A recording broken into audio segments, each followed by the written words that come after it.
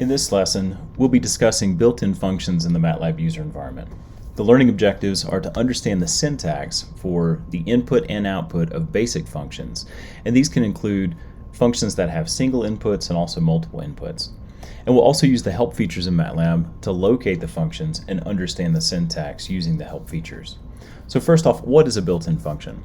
One of the main things that's beautiful about the MATLAB user environment is that it comes loaded with many useful built-in functions for an astoundingly wide array of applications.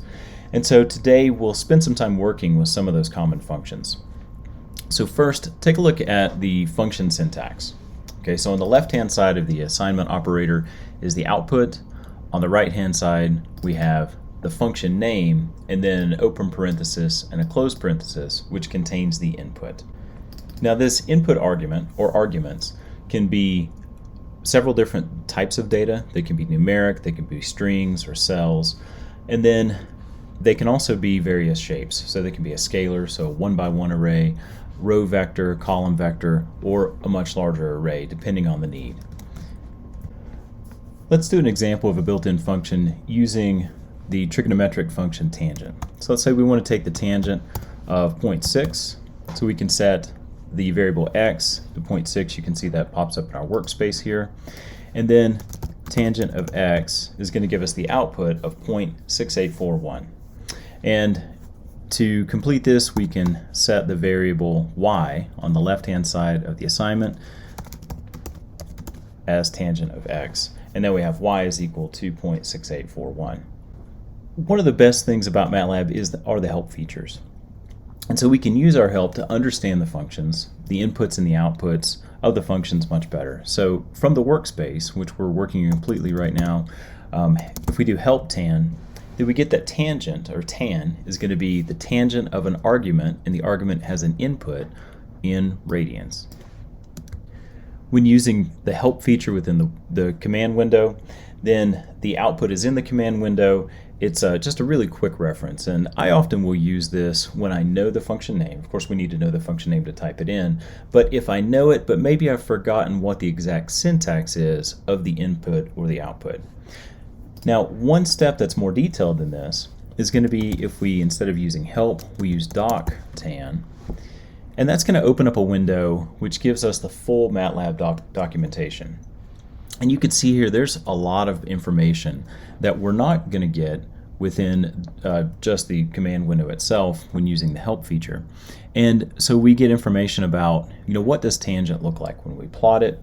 How does it handle complex inputs?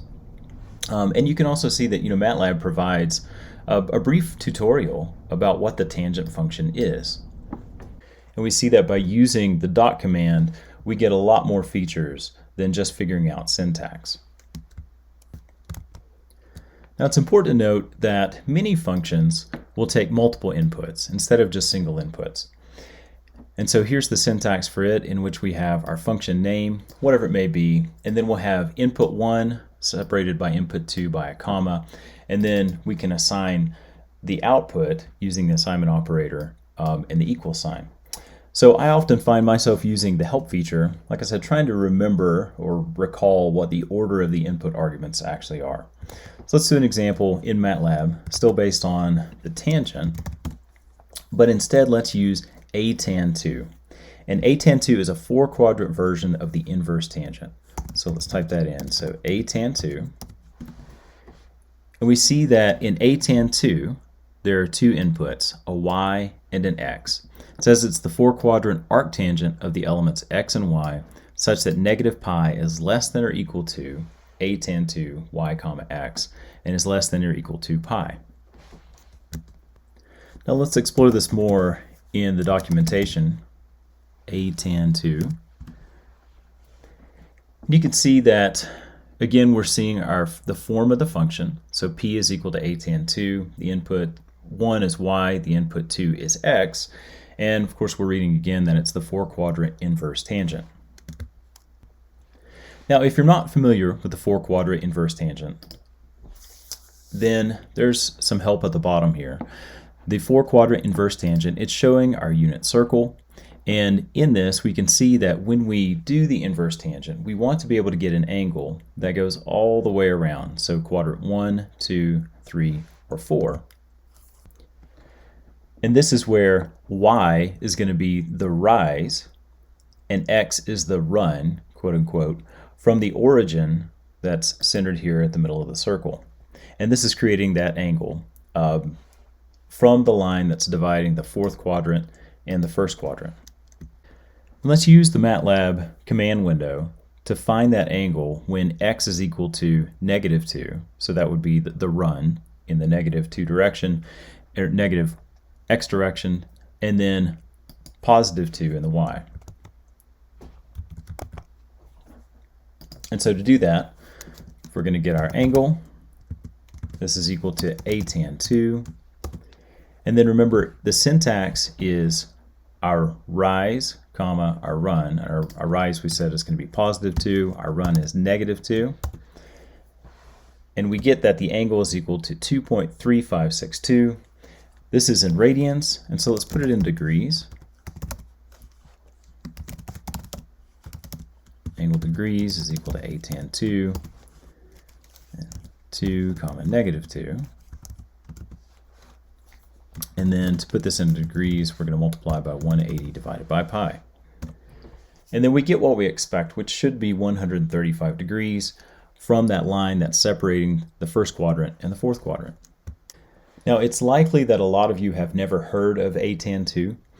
It's an incredibly useful function. I think you'll probably be using it a lot. But let's say you need this full 4-quadrant inverse tangent, but you don't know where to get it. And this is where the full featured help menu is going to be the most helpful. So if we just type in help, and now we're searching our documentation, and you know you need an inverse tangent, and by typing in inverse tangent, now we get to see a list of all the functions and information and the different ways to do this. Starting out here by the arc hyperbolic tangent, we get an arc tan, which doesn't satisfy what we need. It only goes in the quadrant 1 and quadrant 4. And then we get a tan d, which gives our answer in degrees, so we don't have to do the conversion. But then there's this a tan 2, and hopefully as you're looking through this, you would click on a tan 2, it would pique your curiosity, and you would say, this is what I need. It's going to get, it's going to give me my angle back that goes all the way around that unit circle. And to finish this up, the cheat sheet that you'll have in your notes is going to have a series of what I would consider some of the most common built-in functions for general mathematics, and you'll be using this on your practice problems for this lesson. So get started on those practice problems, and I'll see you in class.